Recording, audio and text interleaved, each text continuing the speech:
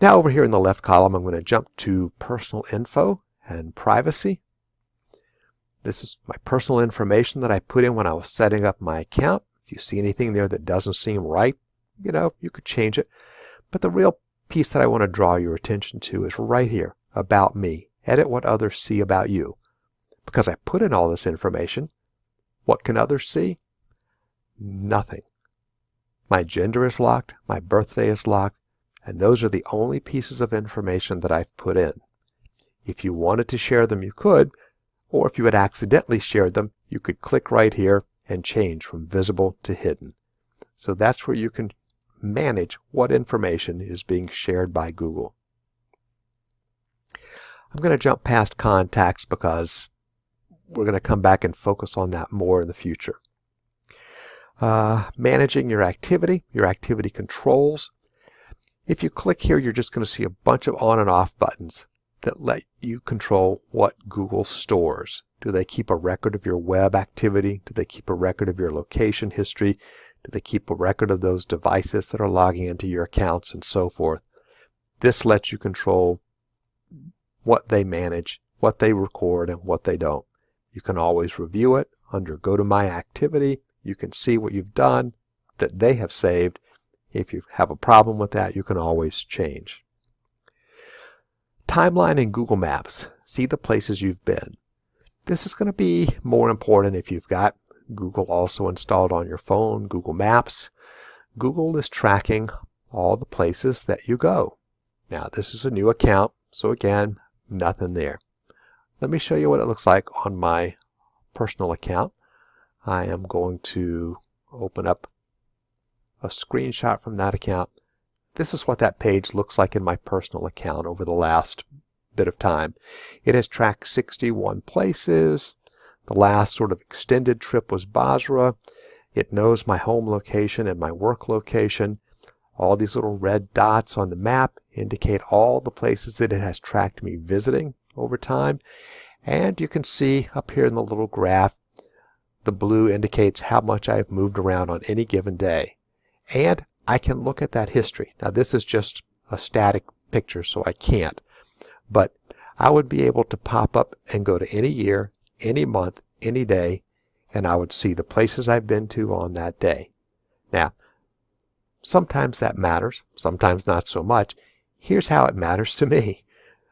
Sometimes if I've saved driving directions, I've mapped out on Google Maps how to get from one place to another, and I think I've been there before, I can just look back on Google Maps. Yep, it tracked me. I went there, and so it'll show me how to get there again. So that's what the timeline does. Some people love that feature. Some people are a little troubled by the fact that Google knows everywhere you go. And I can certainly understand that as well. Google Dashboard.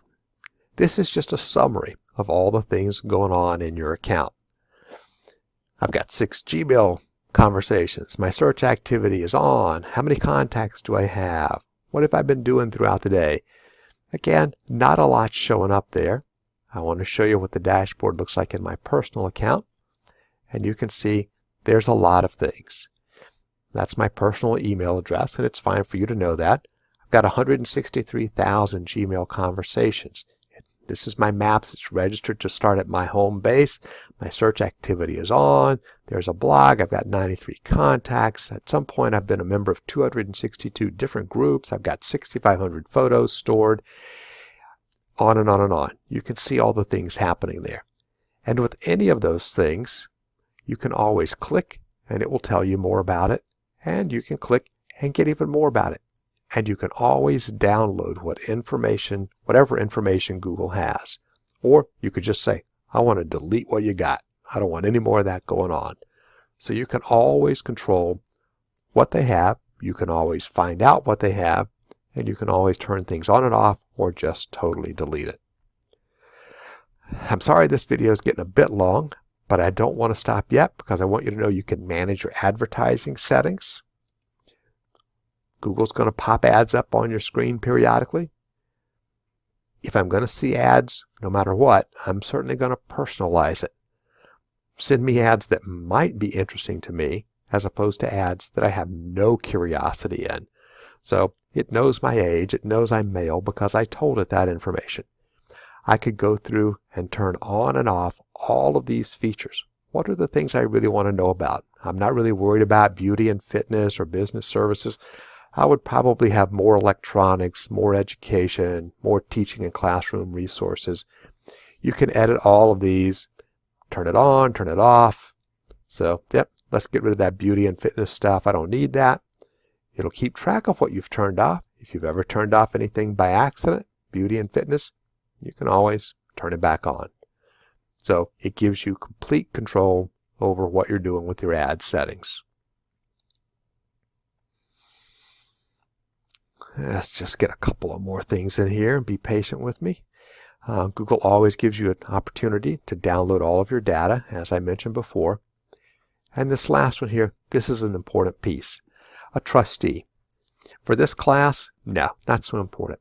But if you use Google all the time and something happened to you, it's nice that someone else can get into your account and save your information. They may need to access it to pay bills on your behalf or to contact certain people on your behalf. They may need that information. So you can set up a trustee for your account, and what it does is it gives them access with a password that you've set up for them if your account is inactive for a certain number of days.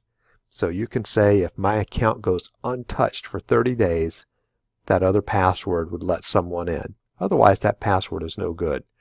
So you can always manage when they can have access and why that might be. All right, two last things to show you. I'm going to pop back to the welcome screen. The security checkup and the privacy checkup. These are just sort of shortcut ways to do some of the things we just did. The security checkup gives you a quick review of your devices, security events, your recovery methods, your third-party access. Are there any problems? No. I can show you on my personal account. It did. There was a third-party access that it wasn't sure about, and so it asked me to review whether or not I wanted that third-party app to continue to access my account. In that case, I did. It was just an app that I hadn't used in a long time, and so Google was just double-checking. Maybe you want to revoke access for that app. So it will let you know when it thinks there's a problem so that you can address it. Likewise, the privacy checkup, it will walk you through a lot of the things that we just talked about. Do you want to manage your web activity? Do you want to manage your location history? All the things that you might be concerned about. What ads are relevant to you? Do you want to be reminded periodically to come and check those things? Google tries to make it easy for you, although there is a lot of things going on here. Google gathers a lot of information about you. So I just wanted you to try to be familiar with all of this. I know it's a lot. I apologize that this was so long. I promise I won't make another video this long. I will somehow shorten it or break it up or do something. But thank you for sitting with me, and I hope this helps you feel more comfortable with Google.